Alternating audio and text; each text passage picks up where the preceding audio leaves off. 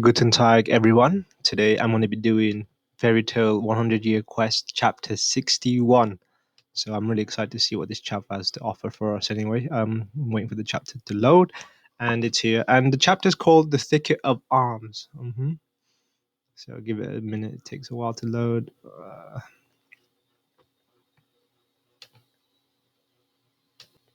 All right, so the chapter's loaded now, and Thicket of Arms. And this looks like what do you call it? Alderon's special ability. It looks like a lot of thorny leaves are kind of enclosing Natsu, but he actually managed to dodge some of them, and he gets hurt. Savior this endless dancer blades. Oh my goodness! So this looks like Alderon's special move, where it's just an endless barrage of thorns. Anyway, and it even extends to his bigger body.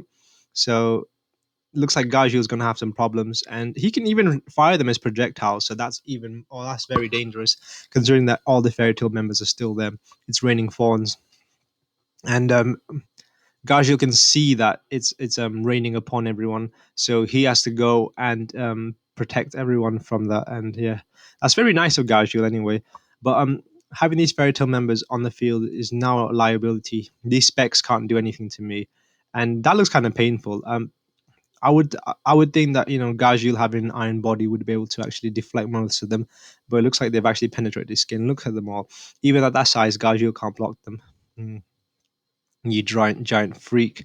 And we get a bit more of Gajil versus Alderon's big form. But whoa, damn! I never expected this, but Gajil actually gets impaled by a massive spike. That is unexpected, and that's right in the It actually goes through his body, so that is crazy. Um, that looks pretty fatal blow, to be honest. But it looks like Gajil's time is up at the same time, so he shrinks. Wait, does this mean he actually? Oh, so that's kind of like a little false herring kind of thing, where it looked like he took damage, but from the looks of it, he looked like he barely escaped that fatal blow because the time's up. Yeah, it looks like he didn't take any damage, but that was really close. How can anyone beat something that big? In the end, you couldn't beat him. Yeah, somehow. Are you okay, Gajil? I wouldn't say that. He stopped moving. A rain of blades is coming. All right, so another, what do you call it? Another round of these spikes are coming, and I gotta say, the thicket of arms is pretty powerful indeed. It's got a lot of AOE and definitely a lot of destructive power as well. So I see why it's called this anyway, and I don't know how these fairy tale members could deal with this anyway. This tier, this way, you two. I'll protect Wendy with my life. Toka. Yeah, what's with this cat? That's Toad. Never mind. Let's keep going. All right, so Lucy, it's fine. Oh no, it looks like Lucy actually got grazed by one of the thicket of arms anyway, Natsu. And obviously she's really worried about Natsu. So we get back into the Natsu versus Alderon fight. So it looks like Natsu's been cut multiple times by his thicket of arms. There is no end to this sword dance. They keep falling until your life ends. And we see Natsu using his fire punch. But oh, that looks really painful. One of the thorns actually directly impacts Natsu's hand, and it looks like it actually impaled him. And oh, because he gets caught, he gets impaled by a few more thickets. And they actually go through his body that's clean, like they're clean injuries as well. I don't know how he's going to recover from this situation. It looks like he gets impaled all over. I don't know how. So yeah, it looks like Alderaan is too much for Natsu to handle. But I'm surprised Natsu couldn't handle these tickets by burning them or something, due to his fire nature being very strong against wood. But nevertheless, Alderaan has completely overpowered him in this state. Such is the fate of human who defied a god. And I gotta say, this little panel here where Alderaan's face is blacked out in a silhouette form, it looks pretty cool indeed. It looks very menacing, I gotta say. I get it now. If I heat up this much, then I can burn it. Oh, damn. So it looks like Natsu's actually burnt off the thickets anyway. But there are some things you can't burn with high temperature. What? What is this? Okay. Oh, wow. What is this? So it looked like.